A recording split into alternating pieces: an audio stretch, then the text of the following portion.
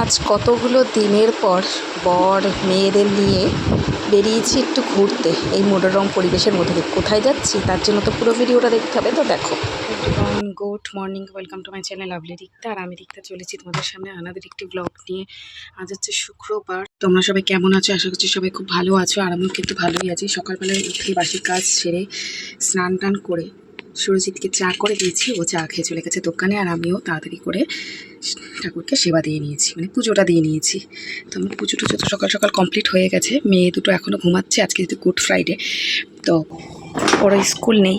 বুধবার দিনকে মেয়ে পেয়েছে 5 বছরের ভ্যাকসিন, বড়টা।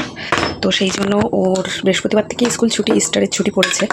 তো সেই জন্য বুধবার দিন আমি নিয়ে নিয়েছি ভ্যাকসিনটা, যাতেও বাড়িতে টোটাল রেস্ট পেতে পারে। আর বাড়িতে যেহেতু টিচার পড়াতে আসে, সুতরাং প্রাইভেট টিউশন নিয়ে কিন্তু কোনো রকম কোনো চাপ নেই।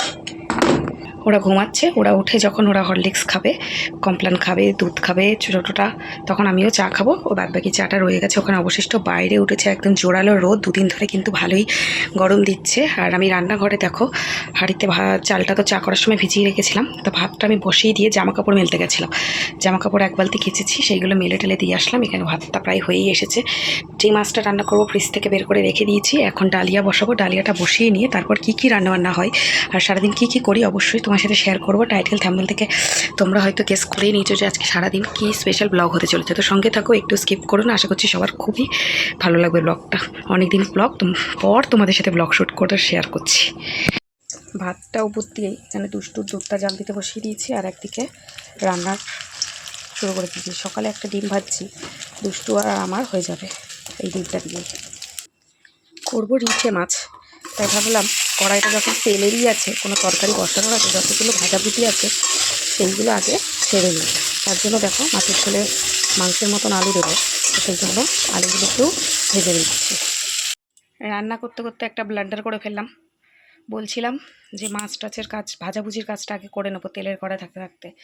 তেলের মধ্যে শুকনো লঙ্কা কালো জিরে ফোড়ন দিয়ে মাছটা ছেড়ে দিয়েছি। মানে বসাতাম তরকারিটা, কুমড়ো আলু টমেটো পেঁয়াজ দিয়ে একটু তরকারি, কিন্তু এই যে মাছের এই অবস্থা, কি করব ভগবান জানে। যাই হোক, তেল গরম হয়ে গেছে, এখন এই তরকারিটা বসিয়ে দিই। তরকারিটা নামিয়ে তারপর ডালিয়াটা বসিয়ে দিই। মশলা টসলা করে রাখবো, বেলা 12টার দিকে তখন মাছের ঝোল করবো। সকালবেলা দিয়ে, দুপুরবেলা দিয়ে আর রাত্রিবেলা দিয়ে আমাদের মা মেয়ের এই কুমড়ো আলুর তরকারিটাই চলবে। ডিম ভাজা দিয়ে কুমড়ো আলুর তরকারিকে সকালে খাবো, মাছ ভাজা দিয়ে দুপুরে আর রাত্রিতে খাবো। আমি যেহেতু রিচে মাছ খাই না, বড়টা যাও বা খেয়ে নেবে, আমি যেহেতু খাই না, তারপর আমার জন্যই মাছগুলো ভেজেছি। শুকনো লঙ্কার কাঁচা চিড়ে দিয়ে মাছ ভাজা ফার্স্ট টাইম ট্রাই করবো। তো তারপরেই মেয়ের হোমমেড সেরেলাক্স সেইটা বানাতে শুরু করে দিয়েছি। বড়টার দুধটা তো আগেই জাল দেওয়া হয়ে গেছিলো, ছোটোটারটাই বাকি ছিল, তো ছোটোটারটাই বসাচ্ছি। আর পাশে কিন্তু তরকারিটাও আমার মোটামুটি কিন্তু হয়েই গেছে, তো তরকারিটা এবার নামিয়ে ফেলবো। আর এই দিকে আমি গ্লুকন্ডিটা গুলিয়ে রেখেছি, ফ্রিজে রেখে দেবো। যা গরম পড়েছে, এই গরমে কিন্তু আমাদের প্রোটিন জাতীয় কোনো জল খেতেই হবে। তো তারপরেই দেখো এখন কিন্তু আমি ফাইনালি ডালিয়াটা বসিয়ে দিয়েছি। একটু পটল, আলু, কাঁচা লঙ্কা চিড়ে দিয়েছি, মুসুরির ডালের ডালিয়া এটা হবে। আর বাইরে তো বিশাল রোদ, রোদের কোনো কথাই মানে হাওয়ার কোনো সিন নেই। তারপরে তোমার সাথে মাছের রেসিপিটা শেয়ার করিনি, কিন্তু ফাইনাল লুকটা শেয়ার করে দিলাম। আর এখন দুপুরবেলার একটা খাওয়া দাওয়া ঘুম টুম দিয়ে এই মোটামুটি 4:45-5টার দিকে বেরিয়ে পড়েছি গাগনাপুর যাওয়ার উদ্দেশ্যে। গাগনাপুর যাচ্ছি এই গ্যাসের মহা সংকটে উদ্ধার হতে। মানে আমাদের বাড়িতে গ্যাস রাকাল পড়েছে, আমি ছোটো সিলিন্ডারে গ্যাস ভরে রান্না করছিলাম। তো আমি এখন যাচ্ছি মামা বাড়িতে। দুদিন আগেই গাগনাপুরে যে আমার মামা বাড়ি আছে, এর আগেও তোমাদের ভিডিও শেয়ার করেছি। তো ওরা বলেছিল ওরা 2টো গ্যাস তুলেছে, তো একটা গ্যাস যদি আমি নিয়ে যাই, ওরা আবার 25 দিন পরে একটা গ্যাস বুক করে নিয়ে নেবে। তো ওদের অসুবিধা হবে। তো খালি সিলিন্ডার নিয়ে অটো করে চলে আসলাম মামা বাড়িতে। একটু বেলা থাকতে থাকতেই এসছি, কিন্তু আমাদের ফিরতে ফিরতে অনেক রাত হয়ে গেছে। তো এখন যাচ্ছি ঘরে, মামিদের সাথে দেখা করব।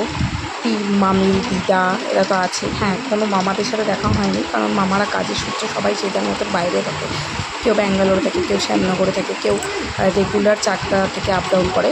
আর এখানে এসেই দেখো আমার মামার একটা ছোটো ছেলে আছে, তো তার একটা দোলনা আছে, তো সেটার মধ্যে আমার 2 মেয়ে উঠে বিছানা। আমি তো প্রথমে ভাবছিলাম বড়টা তো চড়ে, বড়টার অভ্যাস আছে, কিন্তু ছোটোটা হয়তো ভয় পাবে, কিন্তু একদমই তা নয়। ওরাও ভীষণ আনন্দ করছিল। আসার সাথে সাথেই তো আমরা মাজা খেয়েছিলাম, মাজা খাওয়ার পরে চা বিস্কুট খেলাম। তারপরে চলে গেছিলাম বড় মামিদের ঘরে। বড় মামিদের ঘরে যাওয়ার সময় ফোনের যে ব্যাগটা আমি সাইড ব্যাগটা ইউজ করেছিলাম সেটা এই ছোটো মামিদের ঘরে রেখে দিয়ে চলে গেছিলাম। তার জন্য ভিডিও শ্যুট করতে পারিনি। ওখানে গিয়ে মামি আবার সেই চায়ের বলেছিল, তো আমি বললাম চা খাবো না, ছোটো মামিদের ঘরে চা খেয়েছি, তো কফি খেলাম, বিস্কুট খেলাম, একটু দিদার সাথে দেখা টাকা করলাম। সব বাচ্চাদের জন্য যে খাবার দাবারগুলো নিয়ে এসেছিলাম সেইগুলো দিয়ে দিলাম। দিয়ে মেজো মামির ঘরে গেলাম। মেজো মামির ঘরে গিয়ে আর কিছু খাইনি, কারণ ছোটো মামি লুচি রান্না করেছিল, সেটা আগেতেই বলে দিয়েছিল। তো তার জন্য বললাম কিছু খাবো না, আমরাও বাইরেই যাবো। তো তারপরে ছোটো মামিদের ঘরে এসে লুচি ঘুগনি মিষ্টি এইসব খাওয়া দাওয়া করলাম। আর আমাদের অটো করে যাওয়ার কথা ছিল, কিন্তু আমরা অটো এত রাত করে ফেলেছি, পাবো না বোধহয়। একটা টুকটুকি ডাক দিয়েছি, সেই টুকটুকিটা করেই আমরা রাত্রি 9:30টার দিকে রওনা দিলাম। তো রাতের খাওয়া দাওয়াটা যেহেতু হয়েই গেছে, তাই জন্য আর ভিডিও শেয়ার কিছু করিনি, বাড়িতে গিয়ে ঘুমিয়ে পড়েছিলাম। তো এই ভিডিওটা কেমন লাগলো অবশ্যই কিন্তু কমেন্টস করে জানিও। অবশ্যই গ্যাস সংকটে গ্যাস তো পেলাম।